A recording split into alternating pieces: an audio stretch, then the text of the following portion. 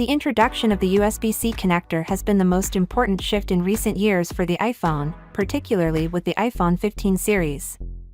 The European Union pushed Apple to replace its obsolete Lightning port, which has been in use since 2012. Users may anticipate faster charging and data transfer rates with USB-C, particularly with the iPhone 15 Pro series. Another significant modification is the replacement of the famous mute switch with an action button. This button will do a variety of actions throughout the iPhone and will work closely with the Shortcuts program. The introduction of a genuine periscope zoom lens, high-resolution zoom capabilities, and an improved ultra-wide-angle sensor are just a few of the significant improvements made to the iPhone 15 Pro Max's camera system. Furthermore, Apple is replacing the 12-megapixel primary camera sensor with a 48-megapixel sensor across all iPhone 15 models.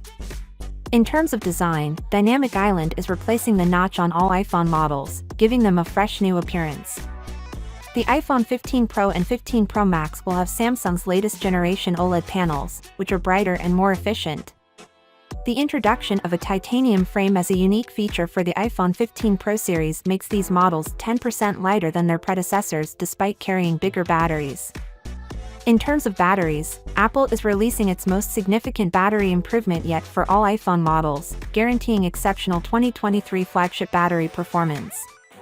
This is made possible by the A17 processor, which makes the iPhone 15 Pro and 15 Pro Max the world's first smartphones to feature a 3nm chip, which is more power-efficient and high-performing than the 4nm chips used by other smartphones.